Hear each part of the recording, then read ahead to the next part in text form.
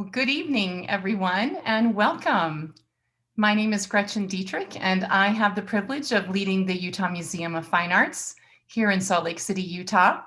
We serve our community through a unique dual role. We are the academic museum for the University of Utah, as well as the State of Utah's Fine Arts Museum. Many thanks for joining us and giving us the opportunity to engage with you digitally this evening. You are in for a very special treat. For the next few months, the UMFA will be the home of a truly remarkable exhibition, Black Refractions, Highlights from the Studio Museum in Harlem. This landmark exhibition, comprised of almost 100 works of art from the 1920s to the present, celebrates nearly a century of creative achievements by artists of African descent. The UMFA is indeed very lucky. We are one of only 6 art museums in the entire country chosen to host this special exhibition, which comes to us from the Studio Museum's expansive and acclaimed permanent collection. The Studio Museum in Harlem is internationally known for its catalytic role in promoting the work of artists of African descent.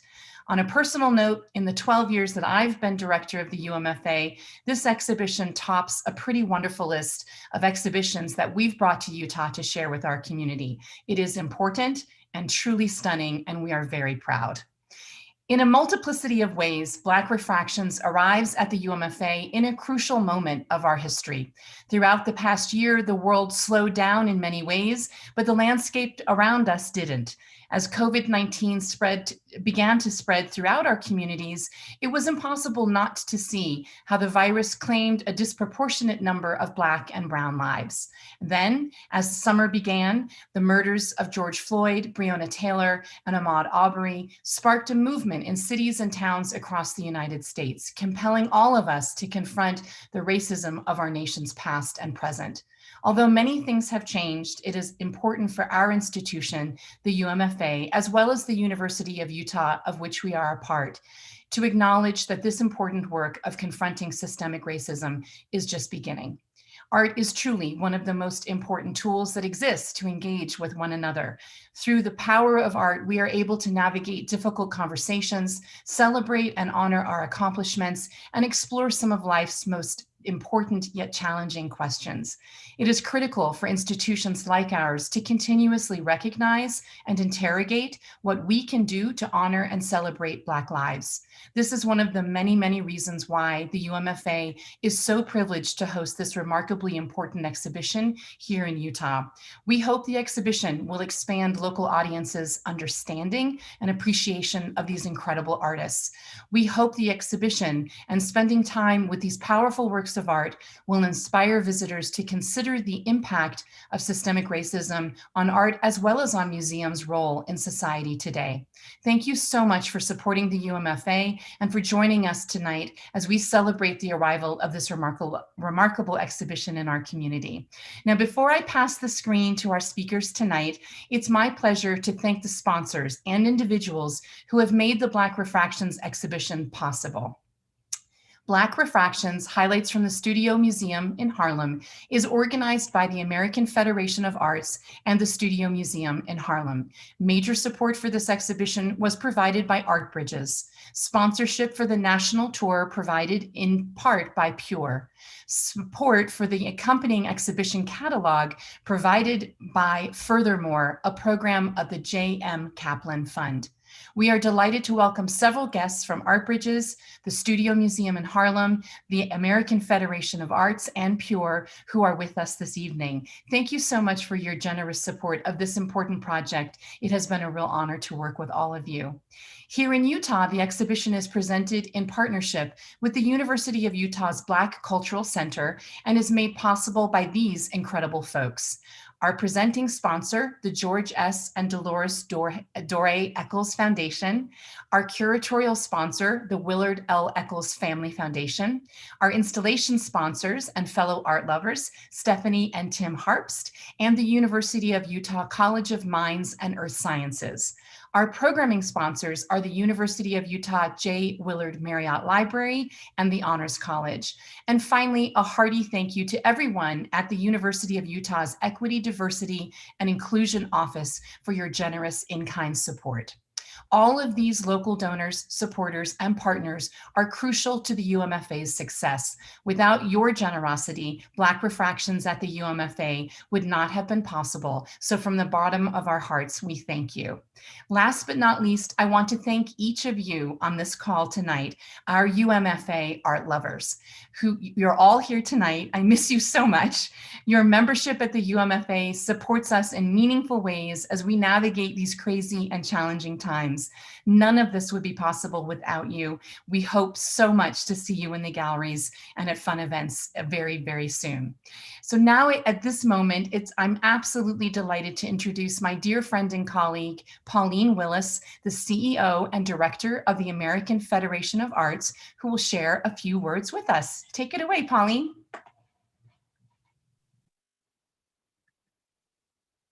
Good evening, everyone, and thank you so much, Gretchen. It gives me great pleasure to be here with you virtually to celebrate this wonderful exhibition on view currently at the UMFA. This exhibition has been in the works for quite some time, and we are so delighted that it is finally here in Utah. And I am only sad that I'm not there with you in person with my dear friend Gretchen and with the wonderful team at the UMFA that worked tirelessly along with the American Federation of Arts wonderful team to bring this exhibition to fruition.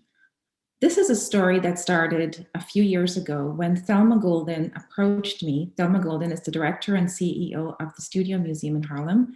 She approached me because the Studio Museum of Harlem was going to undergo a construction project and needed to think about what would they do with the works of art while the museum was under construction. So Thelma approached me along with her team, and we decided that it would be a wonderful opportunity to tour these wonderful works across the United States. The UMFA is the 5th venue of a 6th venue tour of this exhibition. And I would like to also join with Gretchen in thanking Art Bridges in particular, as well as Alice Walton and the entire team at Art Bridges for making this possible, as well as Pure. Now, I'd like to just take a moment to say a few words about the American Federation of Arts and the role that we play. I'm going to share my screen here. The American Federation of Arts is an organization, a nonprofit organization that creates exhibitions that tour nationally and internationally. Throughout our history, the American Federation of Arts has put together more than 3,500 exhibitions that have traveled to museums throughout the United States. As a matter of fact, we have been represented in 50 states across the United States, as well as internationally. We have actually been on all continents. The exhibitions that we put together are educational and are rich in content. We also put together a program of special events that benefit art goers as well as audiences in communities across the country. And for us, it is a delight to be again presenting this wonderful exhibition to audiences out in Salt Lake City.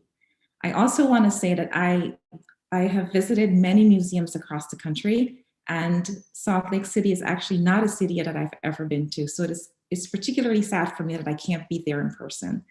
But I know this is going to be a wonderful presentation for audience out there. And particularly at these difficult times, it's wonderful that the power of art will continue to connect us all.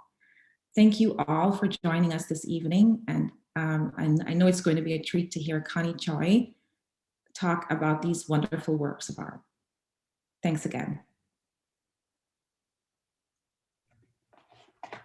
I don't think I realized, Pauline, that you've never been to Salt Lake City. So now it makes me even more sad that you've not been with us. But someday we'll throw you a party out here and roll out the red carpet.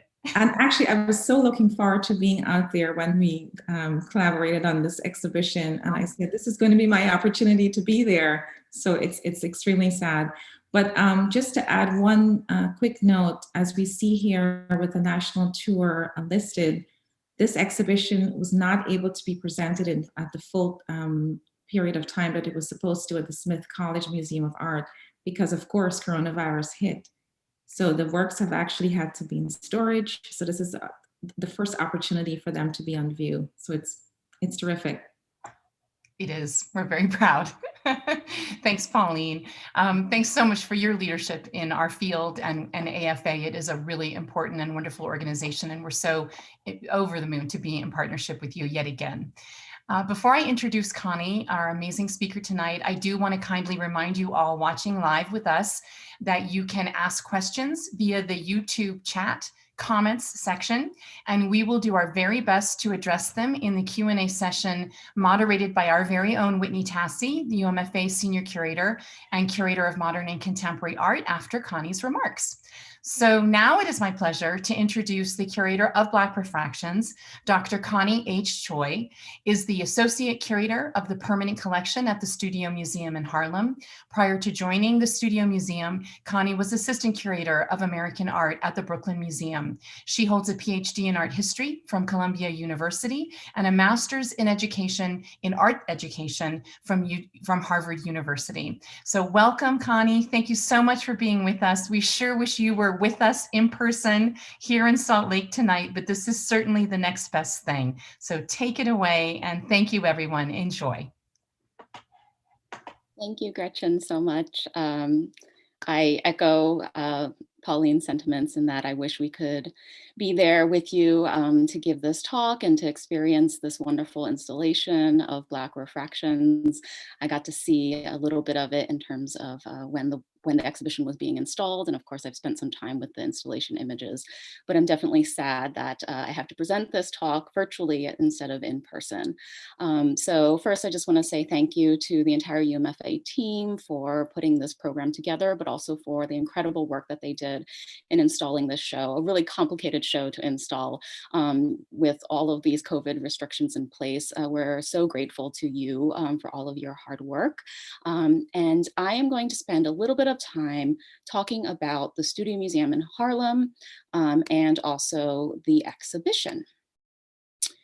So this, in just thinking about this show, Pauline gave a little bit of background, and to add to that, we have a collection of works that's over 2,500 objects strong that goes really from the early 19th century to the present.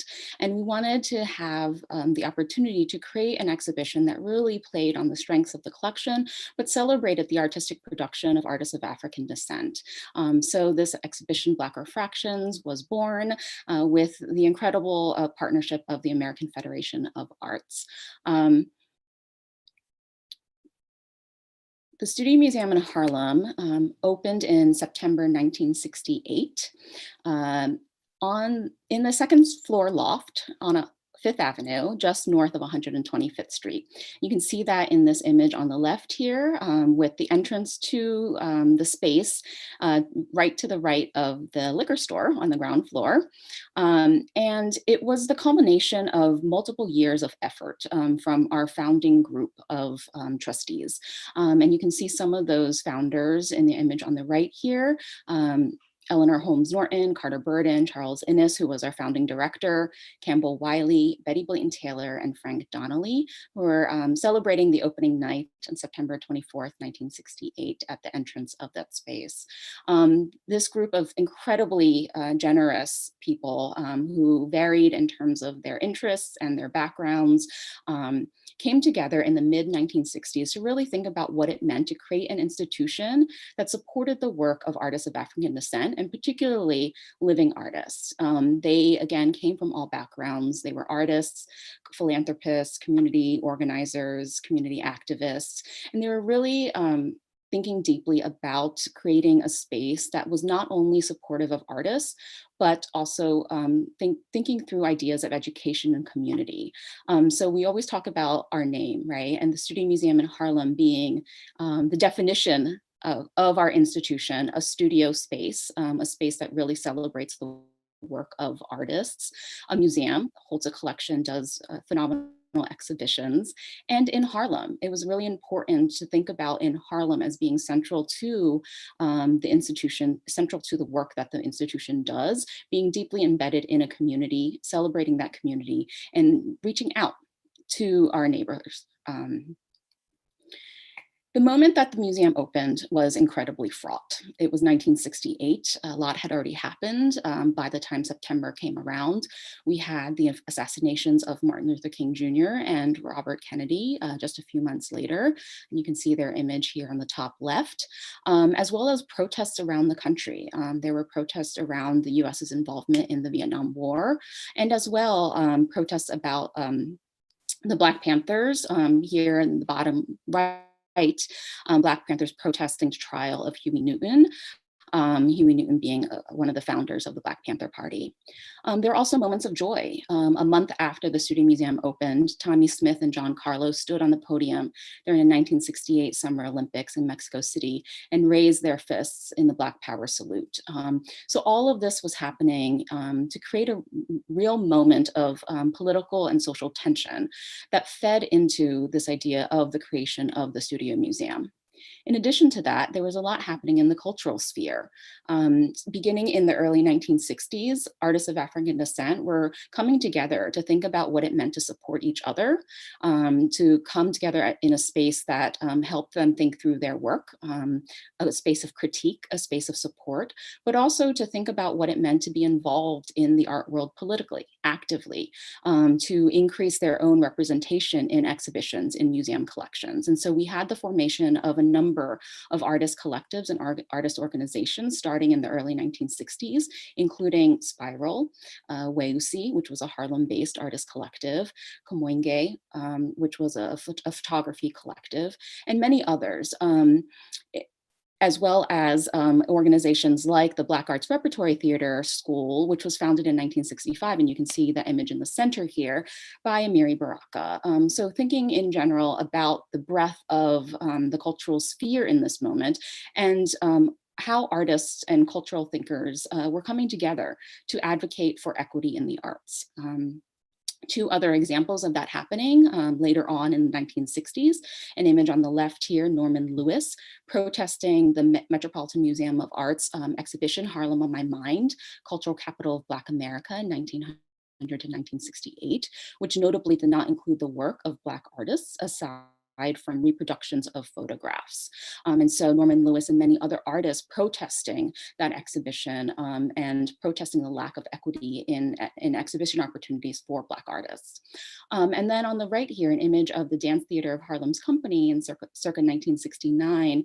The Dance Theater of Harlem, just one of several cultural organizations that were founded in this 68 kind of to 70 moment that really celebrated the diversity of artists and cultural leaders. So in addition to the Dance Theater of Harlem, we have the National Black Theater, also based in Harlem, and El Museo del Barrio, which all opened and were founded in this moment.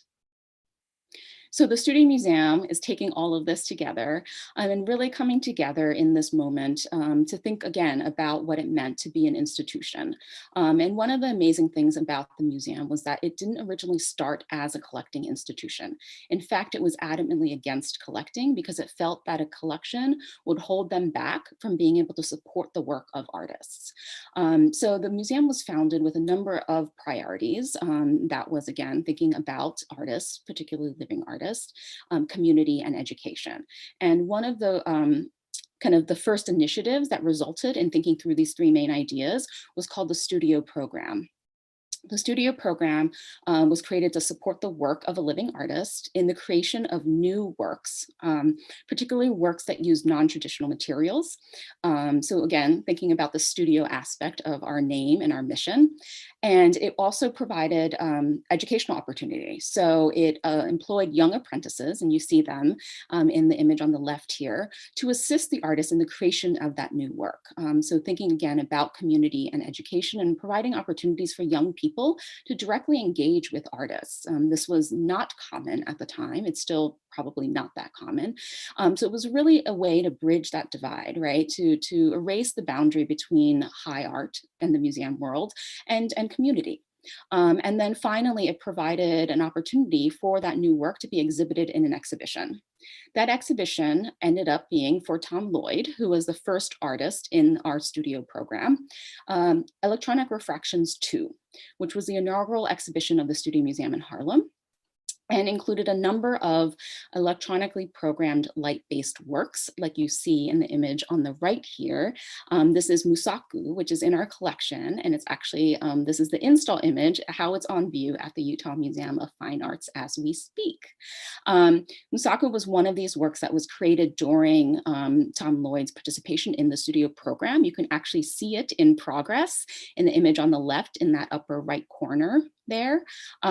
Lloyd, again, using non-traditional materials. He's using Christmas tree light bulbs, as well as Buick headlight covers and other industrial materials to create these sculptures that really speak about the city.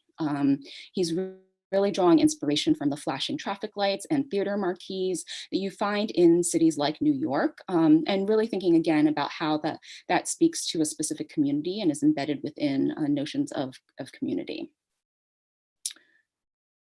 Moving on, just in terms of thinking about the Studio Museum's kind of founding initiatives, another founding initiative of the museum was its Artist in Residence program. It's still in existence today. We've had over 100 artists come through this program, and we're incredibly proud of it. So you see examples of works by Artists in Residence running throughout the exhibition. And if you are able to go see the show, which I hope you all will be able to, you'll note that in the labels, we actually list if an artist came through our program. The Artist in Residence program started in the second year of the museum's life, and it is an opportunity for emerging artists to spend a year in a studio located on the museum's premises, to be in conversation with museum staff, and to then have an exhibition at the end of their residency. So it's again thinking through ideas of erasing that boundary between museum and community, providing professional development opportunities for artists, engaging artists in community, right? Hoping that they will become involved in Harlem specifically. And I'll point out some examples of artists who were deeply inspired by the time that they spent in Harlem. So here I'm just showing you one install view, and you'll see install views of the exhibition throughout my presentation. So two of those artists in residence, Nicolene Thomas on the left and Maren Hassinger on the right, separated by over 15 years, but really thinking through some themes that you see kind of throughout the show. Nicolene Thomas, an artist who's deeply thinking about art history and popular culture and the tension that exists in order to explore ideas of Black femininity, sexuality, and power. So this work, Panthera, showing a panther, a Black panther, kind of languidly posing in this landscape. And for Nicolene Thomas, the panther representing the Black female body, right? And I'm not sure if you can tell in the PowerPoint, but the entire surface of this work is covered in rhinestones. So it creates a really beautiful shimmering effect that you have to see in person. But it also speaks to femininity, right? It also speaks to a notion of low culture, right? Lowbrow culture, right? With these kind of almost gaudy rhinestones. And it also speaks to labor and the amount of work that it would have taken for the artist to actually create this piece. In addition, if we look at Maren Hassinger, again, someone who's really thinking through materials and materiality, this is a work, River, from 2011, but it was first constructed in 1972. It's a work that you see kind of going through that first gallery at the Utah Museum of Fine Arts that evokes a lot of things, right? The name River obviously evokes that body of water, but it also speaks to the transatlantic slave trade, which a lot of people have a really deep visceral reaction to in terms of thinking about the materiality that Hassinger is choosing to use here with these really heavy chains and ropes. And Hassinger herself is really interested in thinking about those tensions that exist between the industrial and natural worlds, which you see so evocatively and beautifully showcased in this work. The first section, official section in the show, is on the founders. And this section is not necessarily about the actual founders of the Studio Museum, but more about those artists who are so integral to making the possibility of the Studio Museum a reality. And so here again, another view of that first gallery. And I'm going to focus on two artists, Norman Lewis and Betty Blayton Taylor. Norman Lewis, whose image you saw earlier on, protesting Harlem on My Mind, someone who has such deep ties to Harlem. He spent practically his entire life in Harlem. And someone who really set the stage, again, for the opening of the Studio Museum. He was involved in a number of arts organizations in the 1930s that really was about supporting Black artists. So there was a group called 306 located in Harlem. That was a collective of artists coming together to think about their practice and to support one another. And then also the Harlem Artists Guild, which was formed in the 1930s as well. So Lewis having an incredibly rich and deep history, not only in Harlem, but in supporting the work of Black artists. And then on the right, Betty Blayton Taylor, an artist who is celebrated not only for her art practice, but also for her deep commitment to arts education and community arts. So here, the beautiful example of an artist, a female artist who's working abstractly in this moment, but someone who's also one of our founders. She served as the board secretary for a number of years when the institution first opened. Another section in the show exploring materiality and the artists who are really working through the complexity of materials. So going back to thinking about Mickalene Thomas and Maren Hassinger as two artists who were doing that, and here two other artists, Misha Gabriel and Leonardo Drew.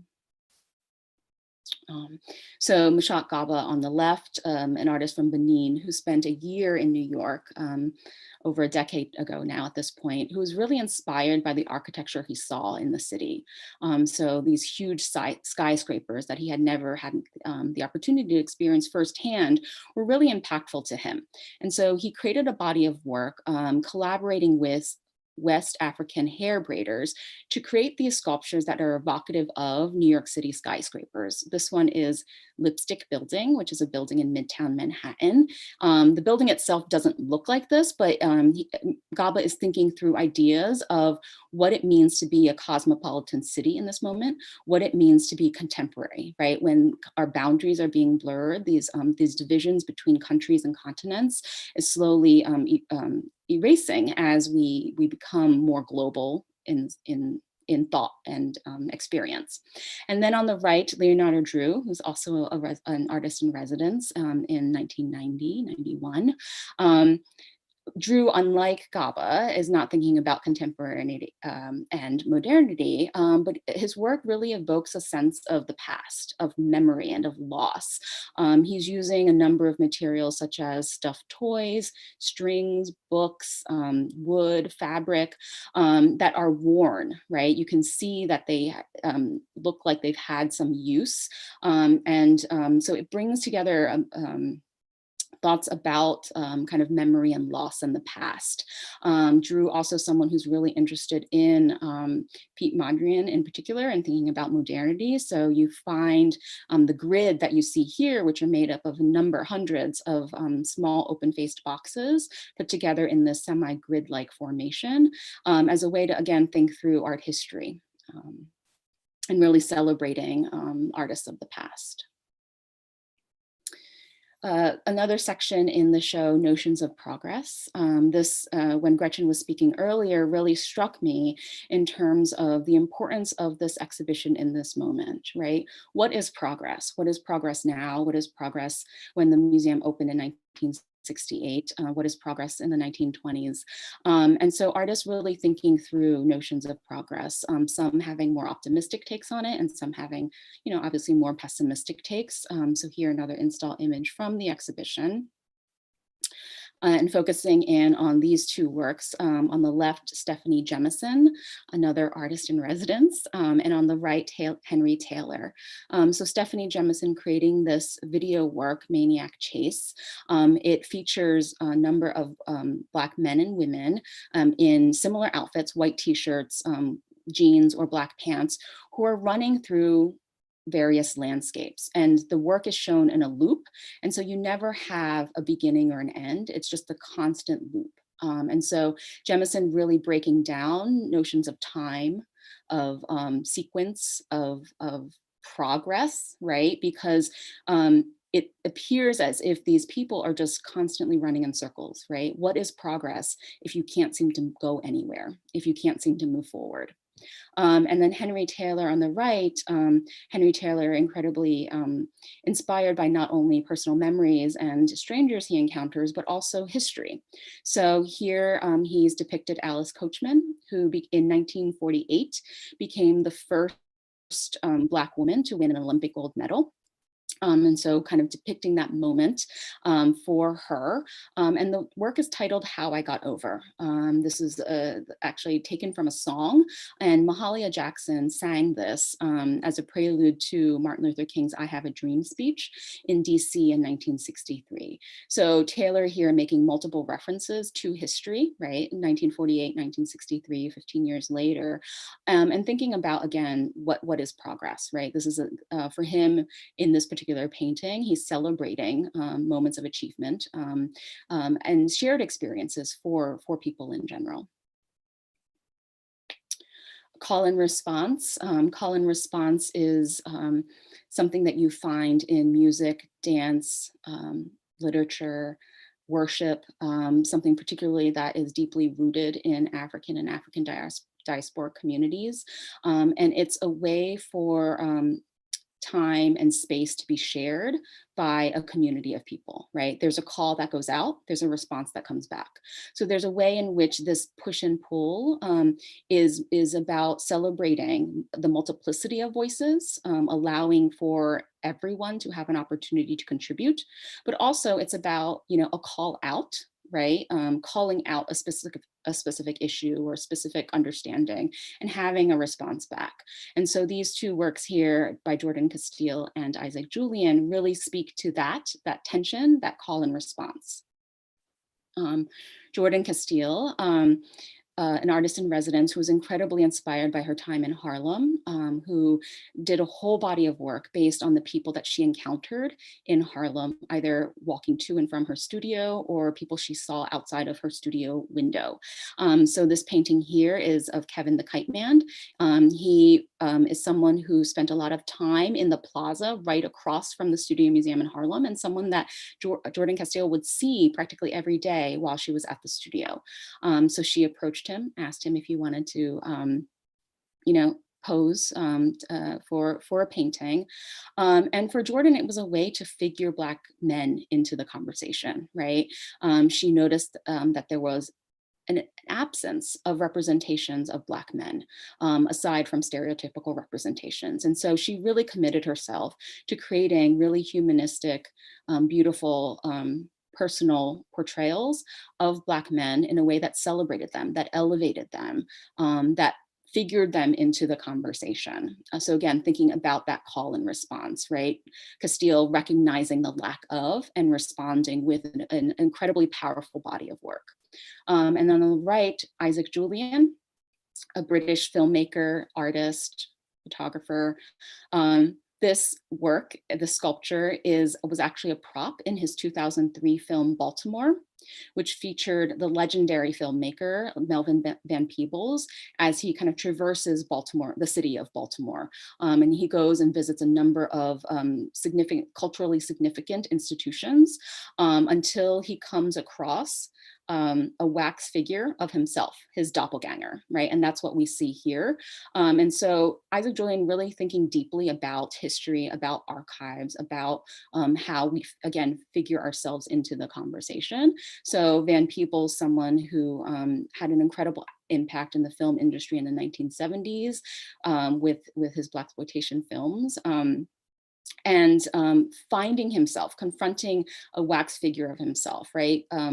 Entering those kind of exalted halls of someone who's worthy of being created into a wax figure. And so that tension that you find in the film when Melvin Van Peebles, the person, faces Melvin Van Peebles, the wax figure, is a really intense moment and a really strong moment in the exhibition, because it really, I think, conveys the struggle of people of African descent as they figure out ways in which to add themselves to the archive, right? To figure themselves into the conversation, as I said earlier. And finally, ending on this section, I didn't go through all the themes because I wanted to leave time for questions, but wanted to end with Their Own Harlems because it's something that I've constantly returned to. Again, thinking about Harlem as a space. It's a neighborhood that I lived in for a number of years. And I was inspired by an interview that I was reading, an oral history interview that I was reading with Jacob Lawrence, the incredible artist Jacob Lawrence, where he talked about how important Harlem was to him as an artist and as a person, and how he continued to be inspired by Harlem even long after he moved out of the neighborhood. And he encouraged people to find their own Harlems wherever they were, right? So this idea of Harlem not necessarily as a physical location, as a neighborhood in New York City, but as a space that you can find and create for yourself, as a space that exists wherever you want it to exist or wherever you need it to exist. And so thinking about these juxtapositions again, put together by the brilliant Whitney Tassie, Daoud Bey on the left, and then Buford Delaney on the right.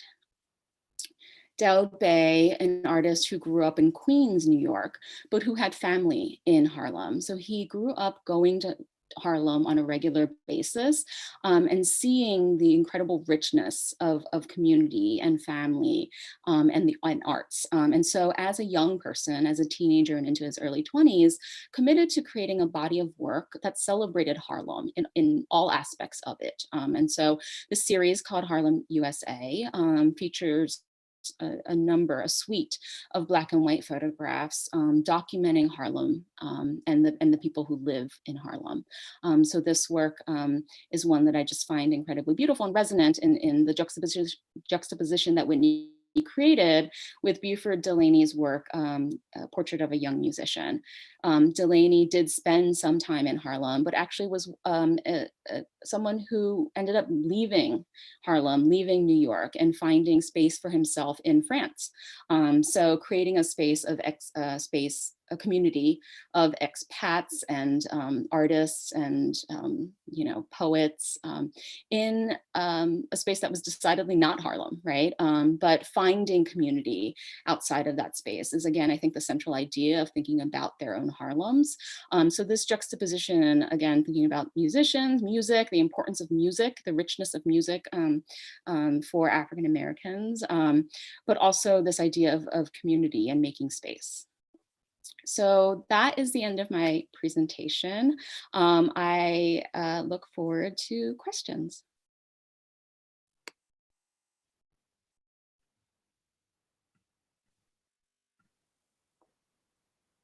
Hi, Connie. Hi.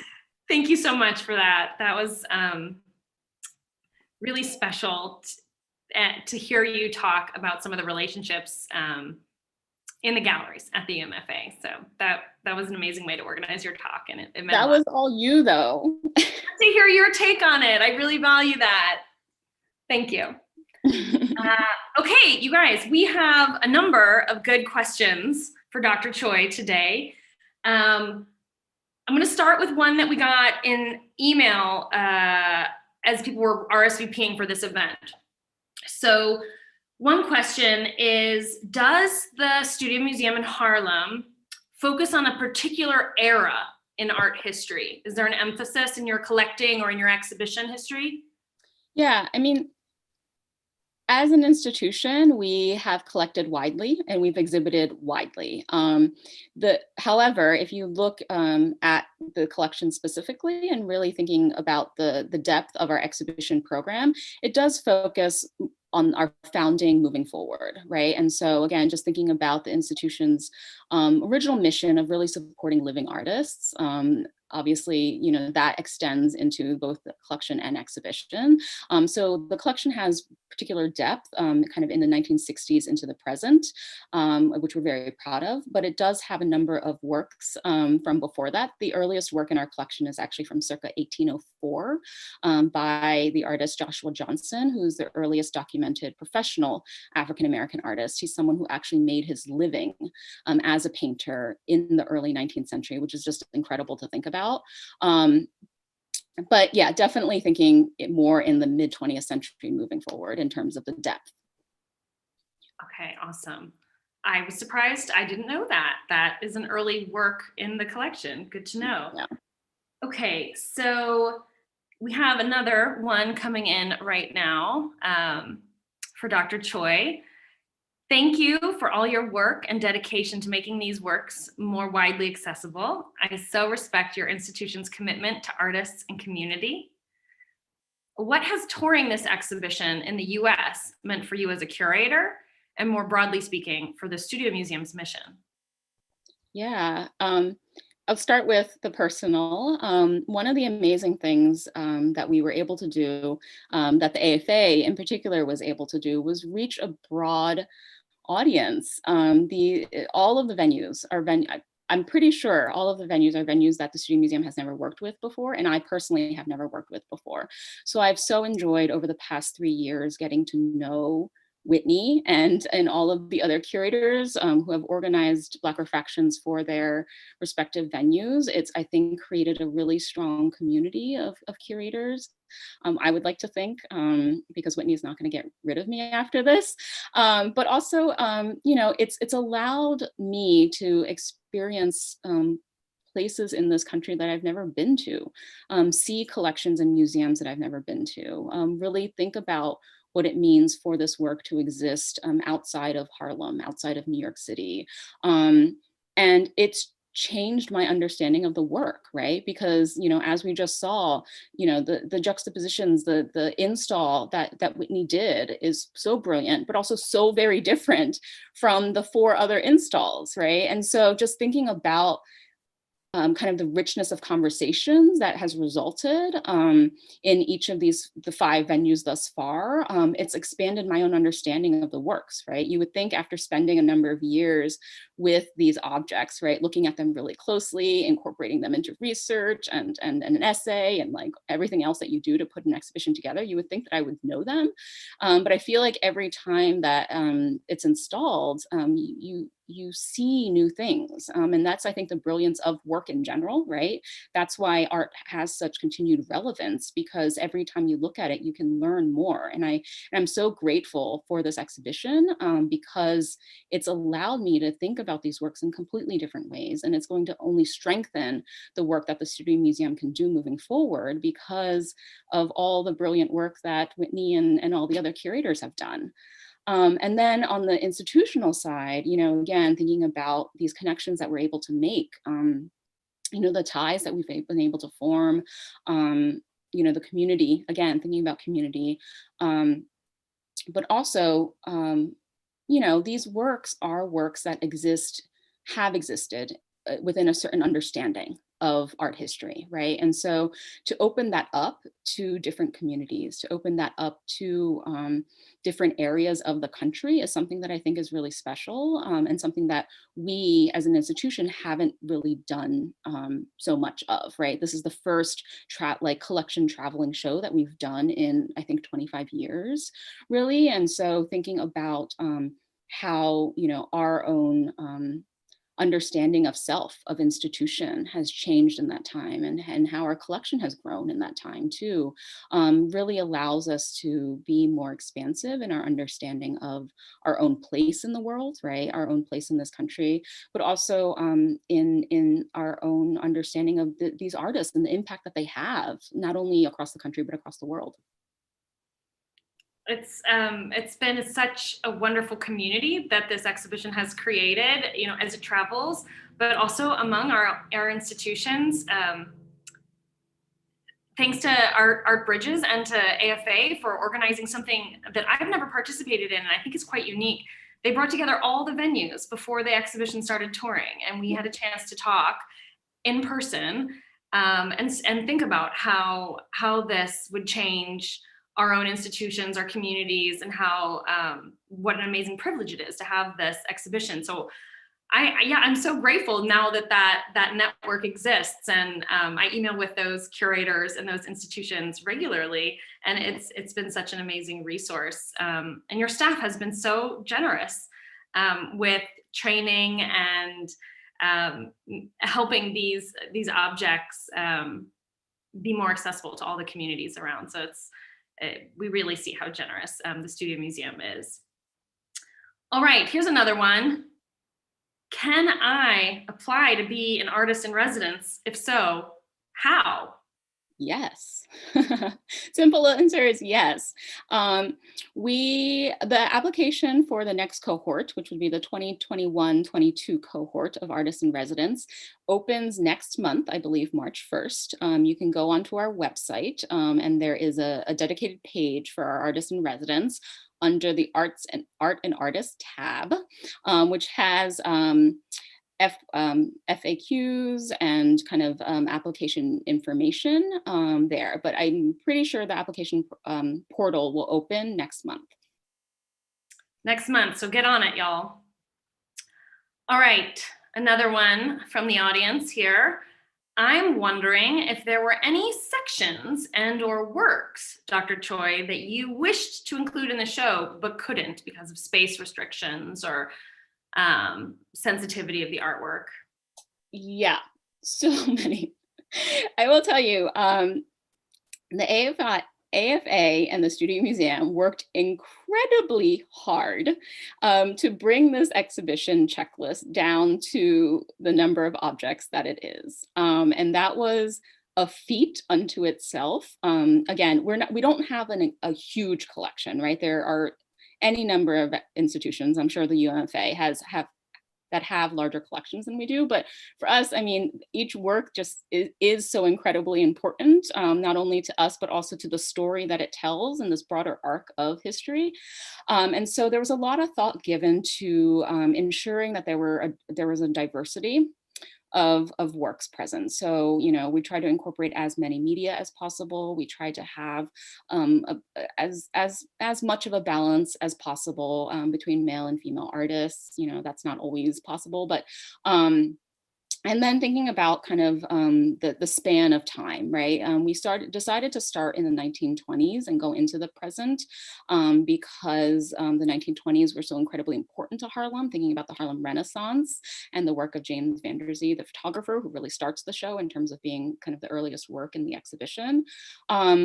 But we could have included work obviously before that, right? We have work from the 19th century, but we really wanted to ground it in thinking about the past 100 years of artistic production.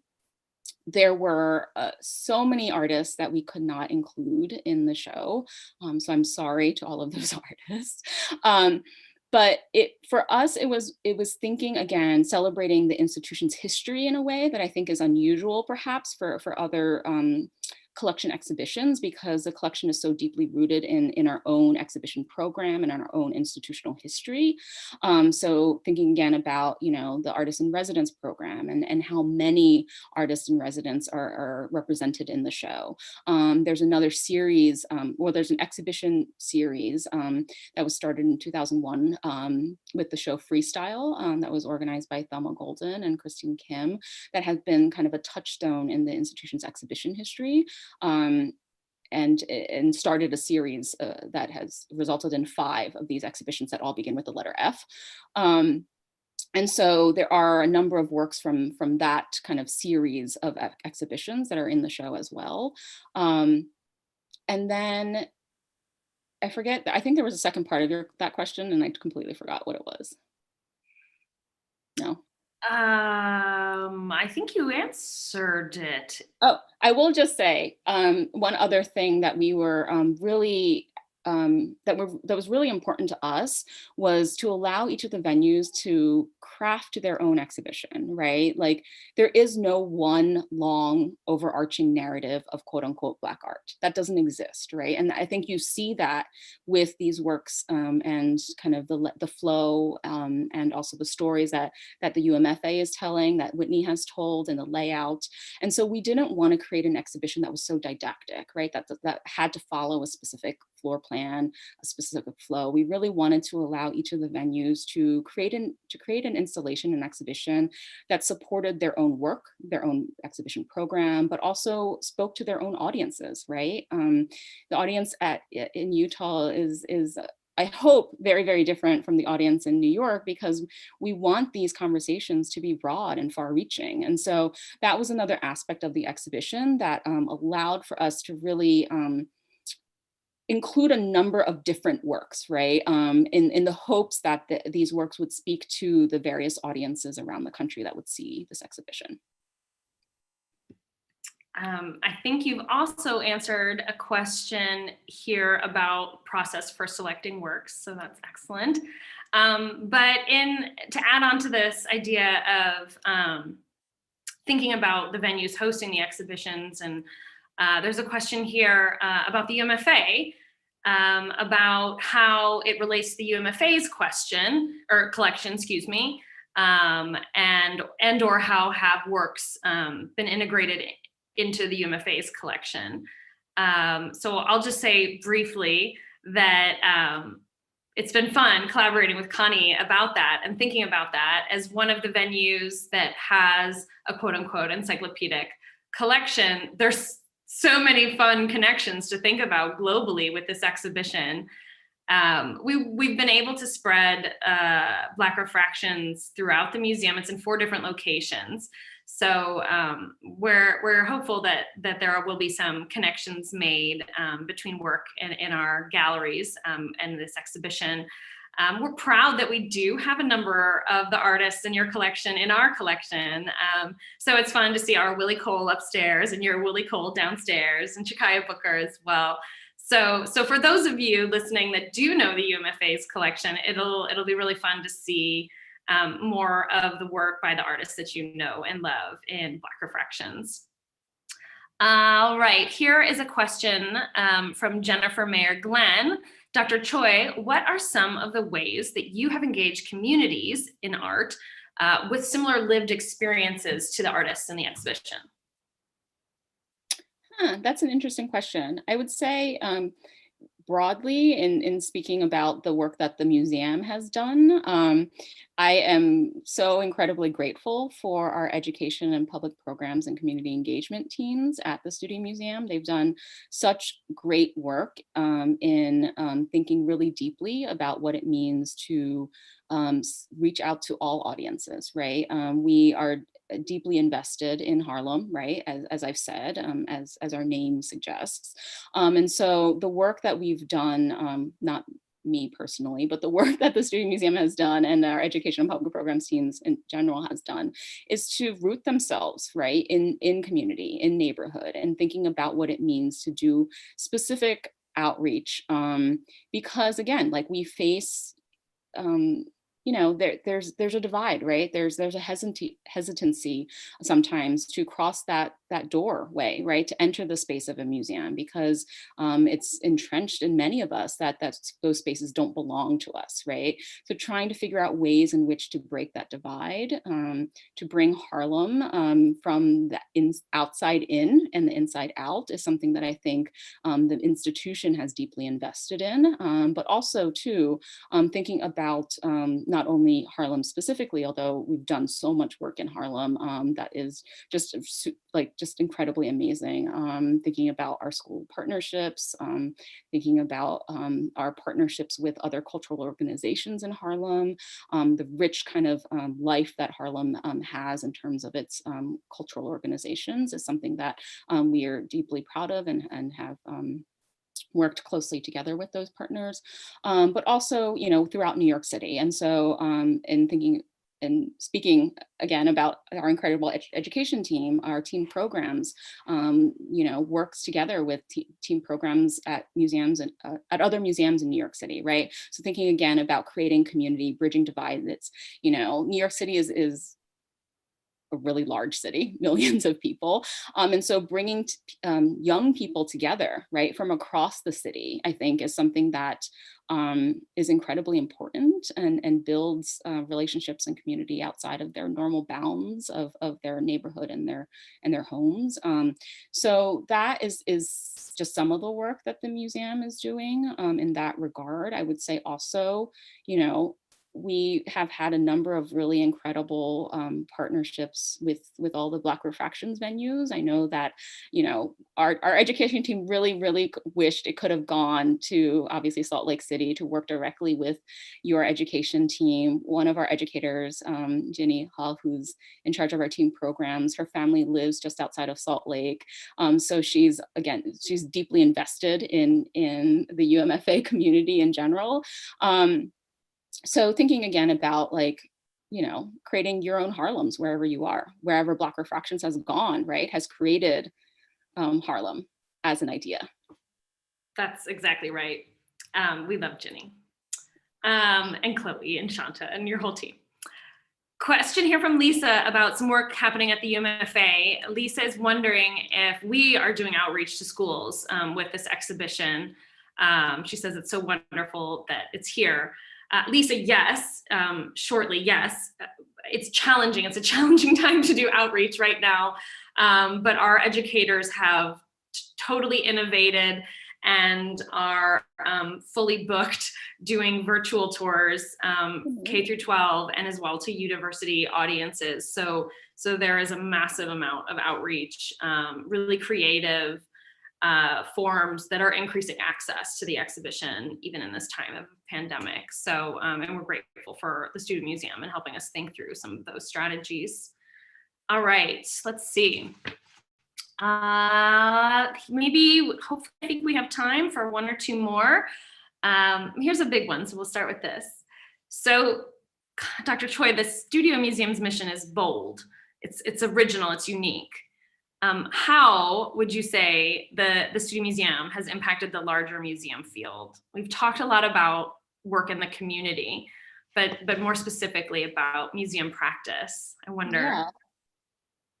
I mean, look, the Studio Museum opened in 1968 during a moment when so many of these artists that have been central to the museum's mission and central to our collection and exhibition program were being excluded from exhibitions, right? I can go into the long history of the museum's exhibition program, right?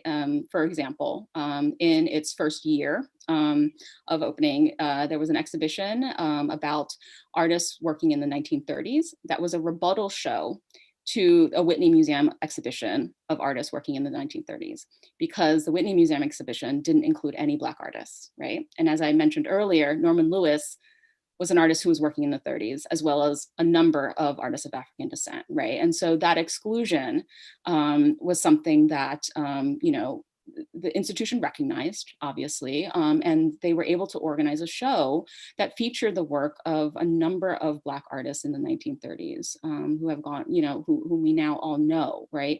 And so thinking even just of that one example and that early work that the institution did, literally in its inaugural year, is to raise, I don't even want to say raise awareness, right? It's not about raising awareness. It's about providing opportunities for these artists to exhibit in a space that allows for scholarship, that allows for generative conversations, that celebrates their work, and that then raises, the attention of other institutions. And so, we have been incredibly lucky to have worked with so many wonderful, talented, amazing artists throughout our 50+ year life, and have been honored to see those artists then go on to exhibit at institutions around the world. And that's, the work that is embedded in the institution's mission, but it's not all that it's doing, right? It's about really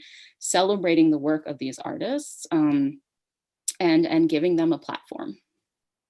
Yeah, it's a fun tour to do through the exhibition, where you look at to see who and when they participated in the Artist in Residence program, and to see how early the Studio Museum supported their work early in their career, before there was a market, and now just the extreme success these artists have. The story about Panthera being McLean Thomas's first work to sell, and that she sold it directly to the Studio Museum. Which is, just crazy. Now she has 4 galleries on 3 continents. And so it's a wonderful track record, right? And I think in the field, we do look to the Studio Museum as a marker of quality, quite frankly. But beyond artists, the Studio Museum has done so much to add more voices to the museum world. The legacy of your curators and your fellows and your commitment to supporting curators of color is really impressive. And now there is, an army of Studio Museum alums around the world at major institutions, and it's really quite a legacy that the institution has built. I mean, I think that falls under the general kind of overarching mission of the institution too, right? It's about supporting the work of emerging artists, emerging professionals, emerging art, emerging, and then add a noun to the end of that. And yeah, totally agree with you. Just thinking about that incredible legacy of scholarship and thought and curatorial practice, and how then that reverberates out into the world, right, is something that is incredibly important in terms of the Studio Museum's history and kind of position in the art world. We talk about these outposts, right? If you're saying like there's Harlems everywhere, there's also Studio Museums in so many cities around the country now. And so, just thinking about the work that the people who have gone through Studio Museum doors will continue to do at other institutions is amazing to think about. I like the way you've framed this exhibition as enacting the Studio Museum's mission from elsewhere. And you've just, this outposts model is really interesting. And I think it's been really inspiring for UMFA staff to embrace your mission, which is quite bold, but also to consider the framework of your institution as a model for museums supporting social change and social justice from 1968 forward. So I think those of us in the art world can all, take a page out of your book. So it's been so wonderful to hear you talk tonight, and over the last few years myself personally, it's been really amazing to learn from you and your institution. So unfortunately, we don't have time to answer all the awesome questions that came in tonight. We'll do our best to answer the ones we can over email. So on behalf of the Utah Museum of Fine Arts, we want to thank everyone for joining us. And of course, we want to thank Dr. Choi for your excellent talk tonight.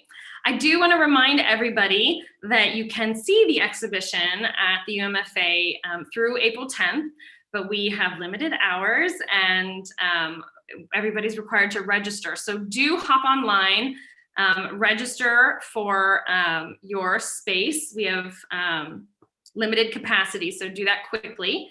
And I do want to invite you all to join our next Art Lovers event on April 14th, virtual as well. And that'll be our 16th annual art acquisition celebration. So I hope to see you all there. It was really a pleasure to talk with you tonight. And thanks again, Connie. Everybody have a great night. Thank you. Thank you, everyone at UMFA. Go see the exhibition if you are able to. It's beautiful. All right, Connie, I'll see you soon. Bye, y'all.